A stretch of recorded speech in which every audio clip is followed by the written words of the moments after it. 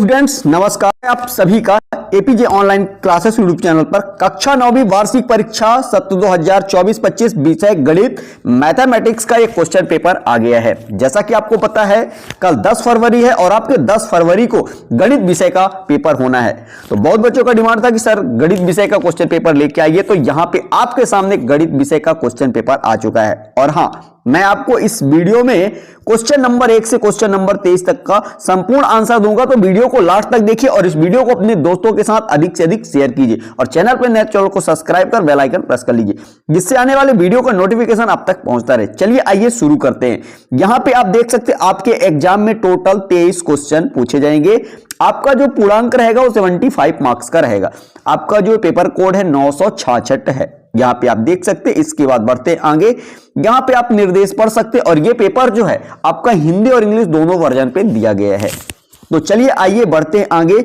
यहां पे आप देख सकते हैं ये रहा आपके पेपर जो है 16 पेजों के बने हुए हैं। यहां पे आपका क्वेश्चन नंबर आता है पहला, जिसमें पूछा गया है सही विकल्प चुनकर लिखिए। क्वेश्चन पहला है, यदि r परिमेय संख्या है और s अपरिमेय संख्या है तो r प्लस s होगा, तो आपको बताना है अपरिमेय संख्या। ठीक है, इसके बाद बढ़ते हैं आगे। तो यहां पे आप देखेंगे इसी का दूसरा नंबर, बहुपद 4x² माइनस 2x की पावर 7 प्लस 10x की पावर 3 की घात है। तो यहां पे आपको जो सबसे ज्यादा घात है वही बताना है, तो यहां पे 7 इसका राइट आंसर होगा। इसके बाद बढ़ते हैं आगे। तो यहां पे आप देखेंगे क्वेश्चन नंबर इसी का तीसरा, k का मान होगा जबकि x बराबर 0 y बराबर 1 समीकरण x प्लस y बराबर k का एक हल है।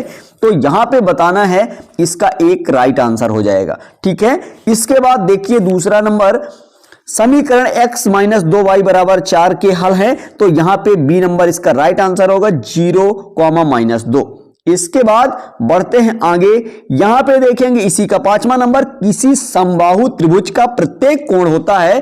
तो आपको बताना है समबाहु त्रिभुज का प्रत्येक कोण जो होता है वो 60 डिग्री का होता है। इसके बाद बढ़ते हैं आगे, इसी का है पांचवा नंबर। ये छठवां नंबर रहा, अर्धवृत्त का कोण होता है। तो आपको बताना अर्धवृत्त का जो कोण होता है वो 180 डिग्री का होता है। इस तरह से ये आपका पहला क्वेश्चन कंप्लीट होता है।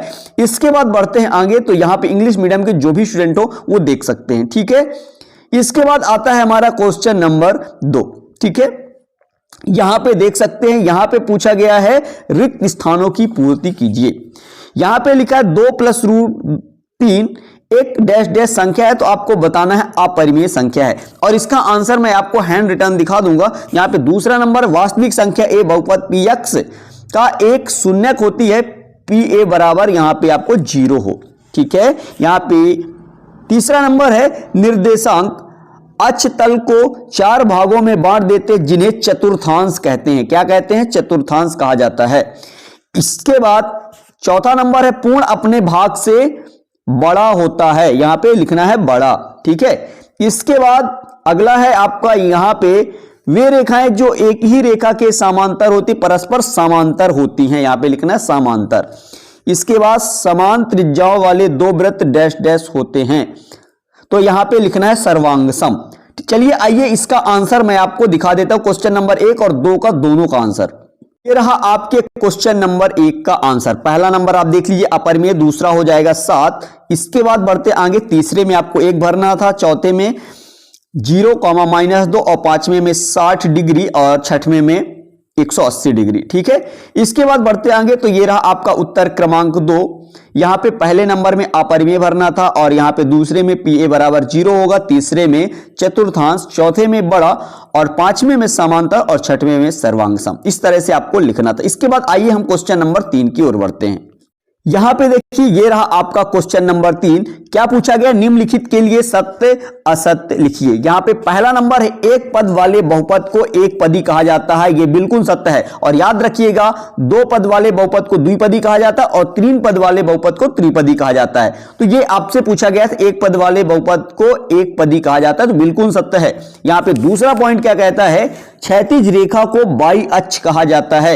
ये बिल्कुल गलत है। क्षैतिज रेखा को एक्स अक्ष कहा जाता है और ऊर्ध्वाधर रेखा को वाई अक्ष कहा जाता है। ठीक है, तो ये गलत है। यहां पे देखिए समीकरण y बराबर 4x + 3 के अपरिमित रूप से अनेक हल हैं, तो ये बिल्कुल सत्य है। यहां पे देखिए चौथा नंबर, रिज कोण की माप 60 डिग्री होती है, ये बिल्कुल गलत है। रिज कोण का जो माप होता है वो 180 डिग्री होता है। ठीक है, यहां पे देखिए अगला, यदि दो रेखाएं परस्पर प्रतिच्छेद करें तो शीर्षाभिमुख कोण बराबर होते हैं। तो ये आपका आंसर मैं आगे बता दूंगा। इसके बाद देखिए ये रहा अगला, यहां पे देखिए वह चतुर्भुज जिसकी सभी भुजाएं समान हो और प्रत्येक कोण 90 डिग्री के बराबर हो वर्ग कहलाता है। तो ये आपका बिल्कुल सत्य है। चलिए आइए बढ़ते आगे क्वेश्चन नंबर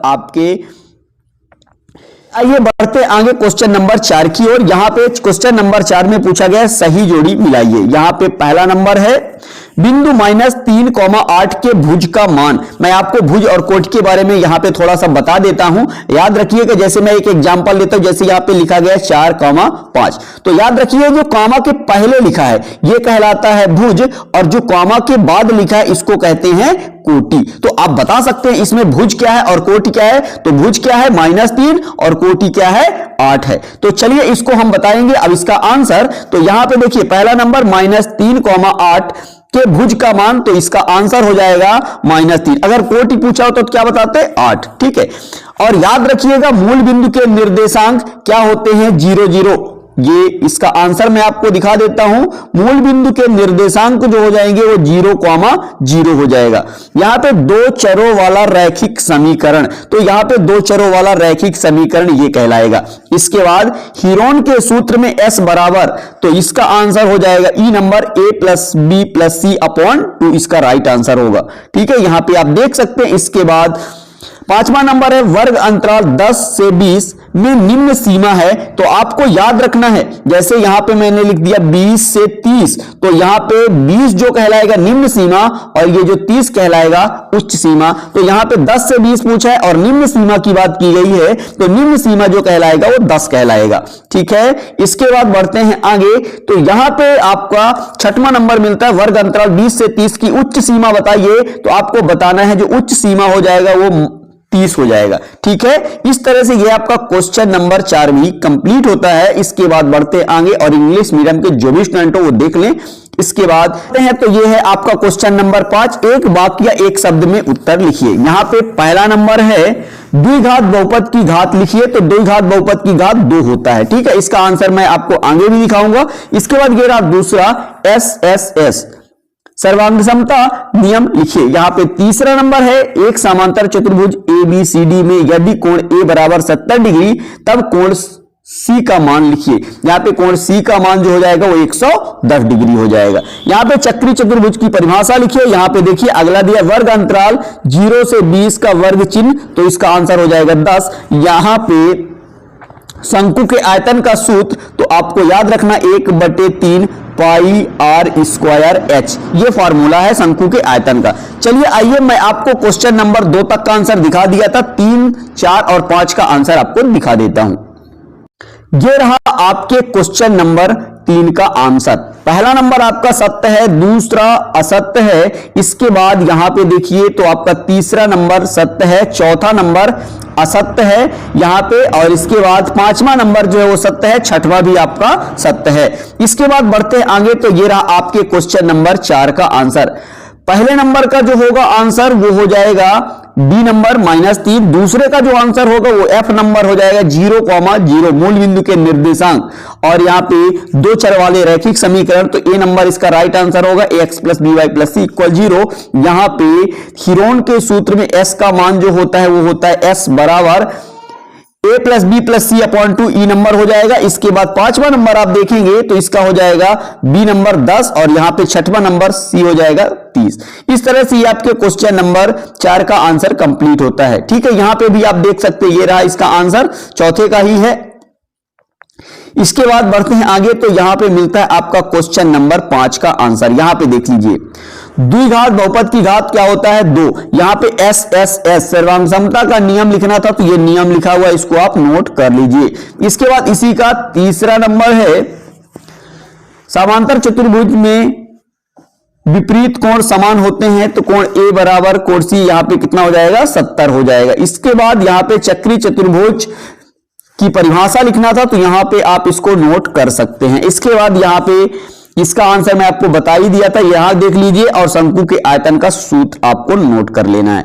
इस तरह से ये आपके क्वेश्चन नंबर 5 तक का आंसर कंप्लीट होता है। आइए बढ़ते हैं आगे और अब हम देखेंगे क्वेश्चन नंबर 6 से आगे बढ़ते हैं। तो ये रहा आपका क्वेश्चन नंबर 6 √5 को 2√5 से गुणा कीजिए।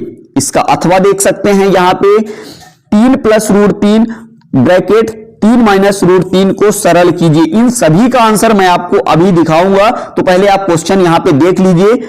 और यहां पे ये रहा आपका क्वेश्चन नंबर 7 3/5 और 4/5 के बीच दो परिमेय संख्याएं ज्ञात कीजिए। यहां पे इसी का अथवा है 16 के पावर 3/4 का मान ज्ञात कीजिए। इसके बाद आइए बढ़ते हैं आगे। तो यहां पे आप देखेंगे क्वेश्चन नंबर 8, क्वेश्चन नंबर 8 है सीधे गुणा किए बिना 103 और 107 को सरल कीजिए। इसका अथवा क्वेश्चन है बहुपद px = 3x - 2 का शून्यक ज्ञात कीजिए।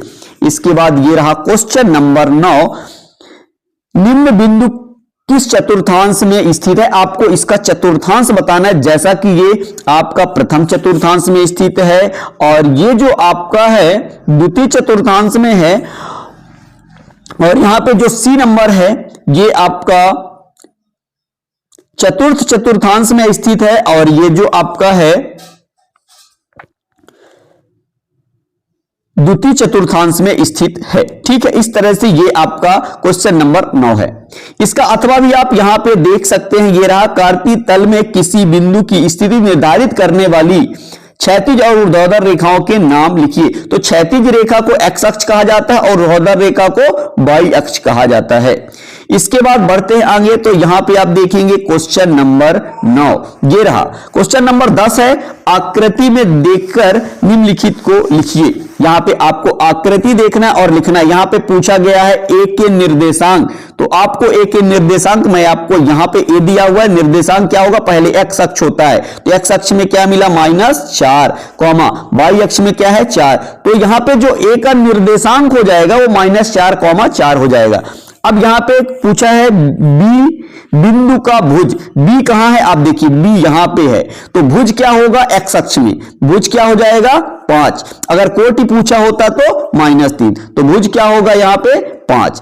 इसके बाद बढ़ते हैं आगे। यहां पे देखेंगे इसी का सी नंबर क्या पूछा है निर्देशांक -3, -2 द्वारा पहचाना गया बिंदु। तो यहां पे -3 -2 कहां पे मिलेगा, तो आप यहां पे देख लीजिए। यहां पे आप देखिए -3 -2, तो ये बिंदु का नाम जो होगा वो क्या कहलाएगा, डी बिंदु कहलाएगा। ठीक है, इसके बाद बढ़ते हैं आगे। तो यहां पे दिया हुआ है निर्देशांक 4, 2 द्वारा पहचाना गया बिंदु 4, 2, तो यहां पे आप देखिए 4 और ये 2, तो ये बिंदु सी कहलाएगा। इस तरह से ये आपका कंप्लीट होता है। इसके बाद बढ़ते हैं आगे। तो यहां पे देखेंगे इसी का अथवा यहां पे आप देख सकते ये रहा।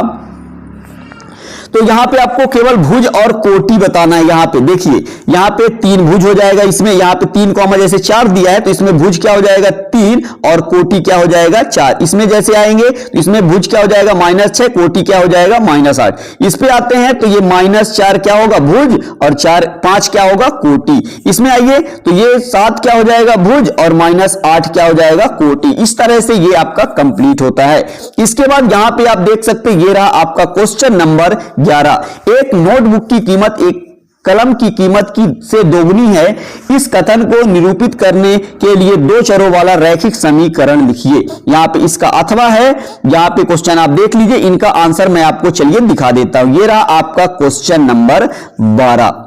यहां पे इसी का अथवा यहां पे देख लीजिए। चलिए आइए मैं आपको क्वेश्चन नंबर 6 से 12 तक का आंसर दिखा देता हूं।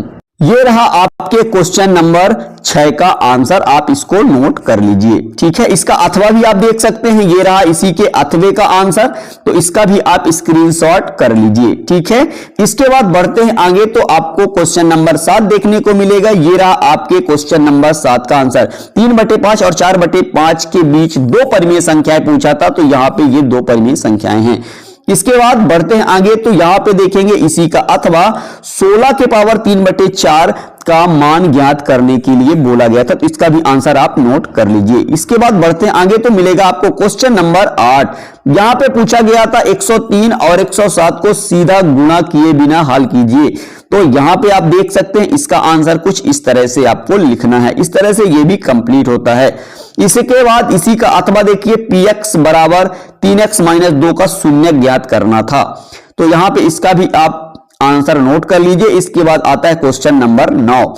यहां पे ये पूछा गया था, तो ये अंक दिए गए थे, ये पूछा गया किस चतुर्थांश में स्थित है। तो यहां पे 1,1 जो वो प्रथम चतुर्थांश में है, -2,4 जो है वो द्वितीय चतुर्थांश में, 4,-5 की चतुर्थ चतुर्थांश में है, और यहां पे -8,10 जो है वो द्वितीय चतुर्थांश में है। इस तरह से आपका क्वेश्चन नंबर 9 और इसका अथवा देख लीजिए।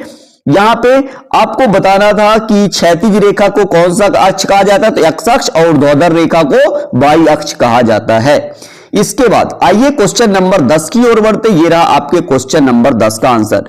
यहां पे आपको बताना था, बिंदुओं को पहचानना था। तो -4 और 4 जो है वो ए बिंदु है, और यहां पे जो 5 यहां पे देख लीजिए, और ये आंसर मैं आपको वहीं पे बता दिया था। इसके बाद देखिए ये रहा इसी का अथवा।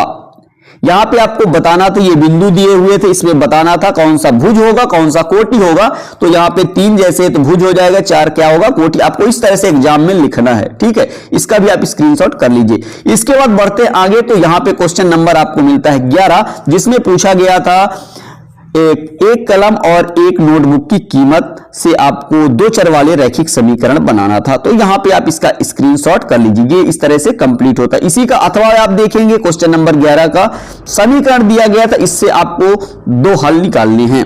तो इसका भी आप स्क्रीनशॉट कर लीजिए। इसके बाद आते हैं, तो ये रहा आपका क्वेश्चन नंबर 12, जिसमें समीकरण दिया था। इसमें आपको ax + by + c बराबर 0 से तुलना कर a और a b c का मान ज्ञात करना था। तो ये रहा इसका आंसर। और इसके बाद बढ़ते आगे, ये रहा आपका अथवा। इसका आंसर भी आप नोट कर लीजिए। इस तरह से क्वेश्चन नंबर 12 तक का आंसर कंप्लीट होता है। इसके बाद आगे क्वेश्चन आप देख लेंगे।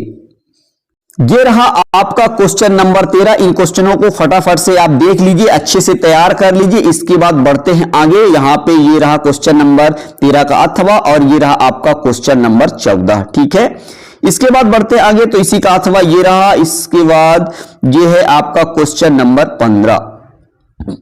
इसके बाद ये है आपका क्वेश्चन नंबर 16, और इसका स्क्रीनशॉट कर लीजिए।